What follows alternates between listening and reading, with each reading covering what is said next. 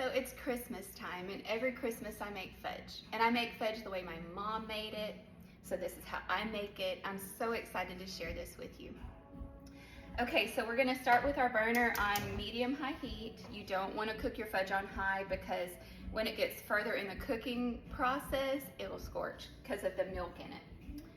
Trust me, I've done that. Okay, so then we're gonna add 4.5 cups of sugar, which I know that's a lot of sugar, but it is fudge after all. Okay, and then we're gonna add 1 12-ounce can of evaporated milk, 2 sticks of butter. Now my mom always used imperial butter, and I find that that makes a creamier fudge. If you use real butter, you're gonna have a harder fudge. So I just always use imperial because that's how my mom made it. Okay, so what I'm gonna do is bring this to a boil. And once it comes to a boil, I'm gonna boil it exactly 8 minutes. Okay, so when I say bring this to a rolling boil, I mean a rolling boil like this. So don't start your timer till it's boiling like this. You wanna boil this for exactly 8 minutes, stirring it constantly. Okay, so it's boiled the 8 minutes, and so I'm gonna cut the burner off. And I always like to have these items ready. Because your fudge is gonna set up quick. It'll start to set up quick once you start stirring these ingredients in. Okay, so 1 pint of marshmallow cream, 1 12-ounce package of semi-sweet chocolate chips, okay, and then 2 teaspoons of vanilla.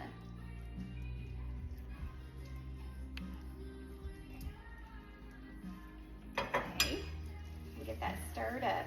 Now you just never know. I think the way fudge sets just depends on the humidity. I have found that the best time to make fudge is on a cold, wet day, which in Texas, there's not a lot of those. Okay. I'm gonna get this all stirred up. It just takes it a minute to incorporate. But what I love about this recipe is you can change the flavor of your fudge. So you can put peanut butter chips in and make it peanut butter fudge.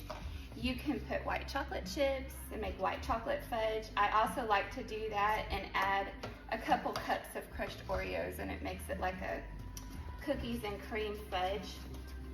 You can also put about a cup of chopped nuts in this if you like nuts in your fudge. And so I like to make fudge and give this as gifts. And I like to make an assortment. But to me, it is just not the holidays without it. It takes a little bit of muscle to get this all stirred up, but it's almost there. So it just took a while for me to get the timing down making the fudge, but like I said, if you bring it to a rolling boil and you let it cook the full 8 minutes, you'll be okay. Now, and sometimes this starts setting up right away, which I can tell on the sides of the pan that it is, and then sometimes it takes a little bit longer, and I think, well, did I make sludge or fudge? Okay, it's almost there.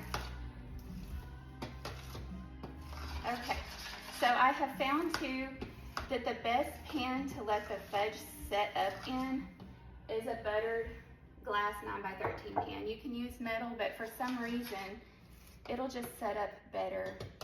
Ooh, it's a little hot. It'll set up a little better in a glass pan.